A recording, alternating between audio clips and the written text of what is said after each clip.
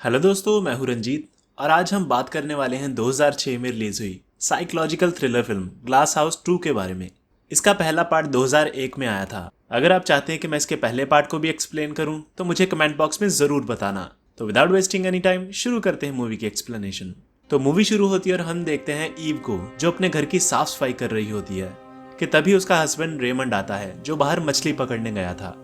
वो अपने बेटे डेविड को मिलने उसके रूम में जाता है, जो बीमार होता है, पर डेविड कहीं नहीं होता। उन्हें उसकी चिंता होने लगती है, तो वो यहाँ वहां उसे ढूंढने लगते हैं। दोपहर से शाम हो जाती है, पर बहुत देर ढूंढने के बावजूद वो उन्हें नहीं मिलता।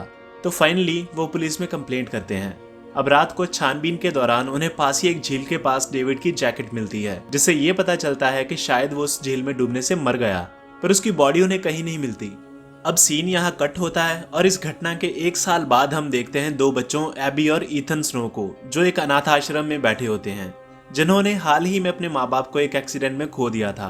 दोनों यहाँ सिसकियां ले लेकर रो रहे होते हैं कि तभी उनका अंकल बेन उन्हें मिलने आता है। बेन उनकी फैमिली के काफी करीब होता है, तो दोनों बच्चे कहते हैं कि तुम हमें अडॉप्ट कर लो, हम किसी और के पास नहीं जाना चाहते। पर बेन कहता है कि मैं एक पुलिस वाला हूँ और मेरी लाइफ का कोई भरोसा नहीं, इसीलिए मैं तुम्हें अपने साथ नहीं रख सकता। पर कहता है कि अगर कभी तुम्हें मेरी जरूरत होगी तो मैं जरूर आऊंगा। इतना कहकर वो वहां से चला जाता है।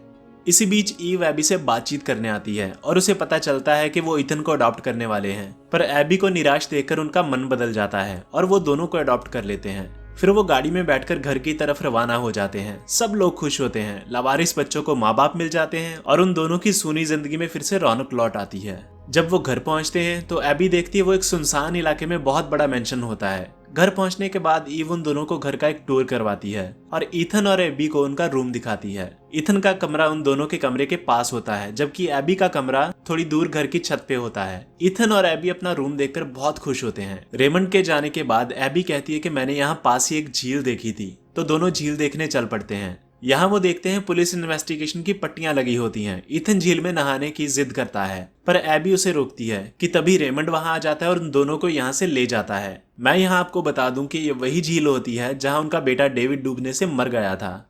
घर वापस आने पर ईव उन दोनों को बहुत डांटती है। उसका ऐसा बिहेवियर देखकर एबी को बहुत अजीब सा लगता है। खैर, अब दिन कुछ आगे निकलते हैं और सब मिलजुल कर रहने की कोशिश करते हैं। और ऐसे ही एक दिन रेमंड काम के सिलसिले में एबी और ईथन को अपने साथ बेसमेंट में ले जाता है, जहां एबी कुछ अजीब सी चीजें नोटिस करती है। जैसे वहां एक गन होती है जो रेमंड कहता है कि वो उसके पिता की है जब वो आर्मी में थे, और इसी मैंने ईव से छुपा कर रखा है। इसके बाद वो एक बेड देखती है जिसके पास डेविड का नाम लिखा होता है। कुछ रूम्स होते हैं जहां उन्हें जाने से मना किया होता है, पर एक दिन जिज्ञासा पूर्वक एबी उस रूम में चली जाती है। वहां वो उस रूम को एक्सप्लोर करने लगती है और एक बच्चे की फोटो देखती है। इससे पहले वो कुछ समझ पाती, रेमंड वहां आ जाता है और इस प्रॉमिस के साथ कि वो वहां दोबारा कभी नहीं आएगी, उसे वहां से ले जाता है। अब अगले कुछ सीन्स में एबी घर से बाहर जाना चाहती है, पर ईव उसे रोकती है और उसे कहती है कि तुम घर से बाहर नहीं जा सकती। इन छोटी मोटी बातों को लेकर दोनों में झगड़े बढ़ने लगते हैं और माहौल टेंस हो जाता है। ऐसे ही एक दिन उनका अंकल बेन उनसे मिलने आता है, तो एबी उससे शिकायत करती है कि ईव उन्हें घर से बाहर नहीं जाने देती और हरदम उन पे नजर रखती है। पर बेन उन्हें डेविड के बारे में बताता है और ये भी कि शायद इसीलिए वो तुम्हारे साथ सख्ती कर रहे हैं ताकि तुम महफूज रह सको। अब यहाँ कुछ टाइम स्पेंड करने के बाद वो उन्हें कहता है कि वो अगले कुछ हफ्तों में उन्हें घुमाने के लिए ले जाएगा। इतना कहकर वो वहां से चला जाता है। ये सारी बातें ईव छुपकर सुन रही होती है। रात को डिनर टेबल पे फिर से उन दोनों में बहस हो जाती है और ईव गुस्से में एबी के थप्पड़ मार देती है। एबी वहां से उठकर चली जाती है। अब अगली सुबह वो देखती है पूरे घर में नए लॉक लगवा दिए जाते हैं और बायोमेट्रिक सिस्टम इंस्टॉल करवा दिया जाता है ताकि वो उनकी इजाजत के बिना घर से बाहर ना जा सके। एबी अंदर ही अंदर घुटने लगती है और सोचने लगती है कि आखिर क्यों वो हमें बाहर नहीं जाने दे रहे। अब इसके पीछे क्या रीजन था ये हमें बाद में पता चलेगा। अब आगे उनकी केस वर्कर रूटीन चेकअप के लिए उनके घर आती है कि बच्चे ठीक से हैं या नहीं, या नया घर उनको पसंद आया या नहीं, वगैरह वगैरह। तो वो बारी बारी उन दोनों के कमरे में जाती है, जहां एबी मौका पाकर उसे नीचे बेसमेंट के बारे में बताती है कि वहां एक बेड है जिसपे डेविड का नाम लिखा है। पर जब वो देखते हैं तो वहां कोई बेड नहीं होता। दरअसल रेमंड ने उसे केस वर्कर के आने से पहले ही ठिकाने लगा दिया था। तो वो एबी का वहम समझकर वहां से चली जाती है। खैर, अब अगली सुबह एबी अपने किए के लिए माफी मांगती है, तो ईव उसे माफ कर देती है और बर्तन साफ करने के लिए कहती है। सिंक पूरा पानी और साबुन से भरा होता है। बर्तन साफ करते वक्त उसका हाथ कट जाता है और काफी खून बहने लगता है। यहाँ हमें पता चलता है कि ईव ने जानबूझकर कुछ टूटे हुए गिलास उसमें रखे थे ताकि उसका हाथ कट जाए, क्योंकि एबी उसकी हर एक बात का विरोध करती थी। तो एबी रोने लगती है और कहती है कि मुझे हॉस्पिटल जाना है, पर रेमंड कहता है कि ईव एक नर्स थी और वो ये संभाल लेगी। तो ईव उसका जख्म साफ करती है और जितना हो सके उसे दर्द देने की कोशिश करती है और बिना किसी एनेस्थीसिया के उसके टांके लगाती है। फिर वो उसे एक बेहोशी का इंजेक्शन लगा देती है, जिससे एबी को नींद आ जाती है और वो सो जाती है। अब आगे जब एबी को होश आता है तो उसे पता चलता है कि वो 3 दिन से बेहोश थी और इस दौरान बेन का उनके लिए फोन आया था, जिसमें उसने कहा था कि मौका मिलते ही वो उससे मिलने आएगा। एबी को यह सुनकर बहुत शौक लगता है, पर वो लाचार कुछ कर नहीं पाती। अब उसी रात ईथन की तबीयत खराब हो जाती है, तो एबी बेन को फोन करने के लिए कहती है, पर ईव ये कहकर मना कर देती है कि अभी रात के 3 बजे हैं, तो वो कल फोन कर देगी। अगली सुबह ठीक होने की बजाय ईथन की तबीयत और बिगड़ जाती है, तो वो ईव को कहती है कि प्लीज उसे हॉस्पिटल ले जाओ, पर ईव कहती है कि वो उसे खुद ही ठीक कर देगी। यहाँ एबी को रियलाइज होता है कि शायद ये फूड पॉइजनिंग नहीं है और शायद वो उसे जहर दे रही है। तो वो नेट पे इसके बारे में सर्च करती है, तो उसे वहाँ एक आर्टिकल मिलता है जिसमें उसे ऐसे लोगों के बारे में पता चलता है जो अपने बच्चों को यातनाएं देकर तड़पाते हैं, जिससे उन्हें मानसिक रूप से संतुष्टि मिलती है। ज्यादातर मामलों में ये एक माँ होती है। ऐसे लोग देखभाल करने का ढोंग करते हैं, पर असल में उनका वो रूप एक मुखौटा होता है। वो बच्चों के स्वास्थ्य को भारी नुकसान पहुंचाते हैं और कई बार इसमें बच्चों की मौत तक हो जाती है। ये देखकर वो काफी डर जाती है और उसे सारा सिनेरियो समझ आ जाता है। वो बेन को मेल करने की कोशिश करती है, पर वो ब्लॉक होती है। फिर वो 911 को कॉल करने की कोशिश करती है, पर वो भी ब्लॉक होती है। फिर वो रेमंड से इसके बारे में बात करने जाती है, पर वहां वो देखती है कि उसके कमरे में किसी और लड़के की फोटोग्राफ होती है, जिसे वो डेविड कहकर पुकारता है और उसे बताता है कि ये हमारा पहला गोद लिया बेटा है। पर जब उसने पहले वो फोटोग्राफ देखी थी वो किसी और लड़के की थी, तो उसे कुछ शक सा हो जाता है कि आखिर यहाँ चल क्या रहा है। तो इस राज का पता लगाने वो डेविड के रूम में जाती है। वहां उसे एक फोटोग्राफ मिलती है जिसके नीचे टाइलर लिखा होता है। फिर छानबीन के दौरान उसे वहां एक एल्बम मिलती है जिसमें और भी बच्चों के नाम और फोटोग्राफ्स होती हैं, जिनमें ईव उनको सूप पिलाती नजर आती है, ठीक वैसे ही जैसे वो ईथन को बीमार होने पे पिलाती है।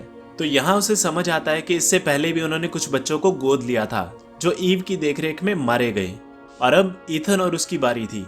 वो उन फोटोग्राफ्स को निकालती है और अपने पास रख लेती है और रूम से बाहर आ जाती है। फिर वो ईथन को साथ लेकर वहां से भागने की कोशिश करती है और किसी तरीके वो घर से बाहर आ जाती है, पर गाड़ी स्टार्ट नहीं होती और मजबूरी में उसे वापस घर आना पड़ता है। यहाँ ईव उसे पकड़ लेती है और पूछती है कि तुम ईथन को कहाँ ले जा रही थी, और उस पर चिल्लाती है। इसी दौरान जो फोटोग्राफ्स उसने डेविड के रूम से उठाई थी वो नीचे गिर जाती हैं, तो ईव उसे एक जोरदार थप्पड़ मारती है और एटिक में बंद कर देती है। फिर रात को ईव उसके लिए खाना लाती है, पर एबी उस खाने को नहीं खाती क्योंकि उसे शक होता है कहीं ईव ने इसमें जहर ना मिलाया हो। अगली सुबह उनका अंकल बेन उनसे मिलने आता है, तो रेमंड एबी को कहता है कि अगर तुमने शोर मचाया तो ईथन को जान से मार दूंगा। और रेमंड बेन का रास्ता रोक लेता है और उसे अंदर नहीं आने देता, और उसके पूछने पे वो बताता है कि बच्चे ईव के साथ घूमने गए हैं और देर से लौटेंगे। बेन को उसकी बातों पे कुछ शक हो जाता है, तो वो बहाने से घर के अंदर आ जाता है, पर उसे घर के अंदर कुछ ऐसा नहीं मिलता, तो वो कहता है कि मैं बाद में आऊंगा और वहां से चला जाता है। इधर एबी बेन का ध्यान अट्रैक्ट करने की बहुत कोशिश करती है, पर बेन बिना किसी क्लू वहां से चला जाता है, पर रेमंड उसे ये करते हुए देख लेता है। एबी खिड़की का कांच तोड़कर भागने में सफल हो जाती है और ईथन को लेने आती है, पर ईव को उसका पता चल जाता है और वो उसे मारने आती है कि तभी टेलीफोन की रिंग बजती है। एबी फोन उठाने भागती है, पर इससे पहले वो फोन उठाए ईव फोन उठा लेती है, पर फोन डिस्कनेक्ट हो जाता है। दरअसल ये बेन होता है। वो घर पे फोन करके ये पता करना चाहता था कि ईव सचमुच बच्चों के साथ गई थी या नहीं, और अब उसका शक यकीन में बदल जाता है, तो वो बिना समय गवाए उसके घर वापस आता है और पुलिस को इन्फॉर्म करता है। उधर एबी गाड़ी लेकर भागने की कोशिश करती है, पर रेमंड उसे पकड़ लेता है। हाथापाई के दौरान एबी उसे रेंच से मारती है, जिससे वो बेहोश हो जाता है।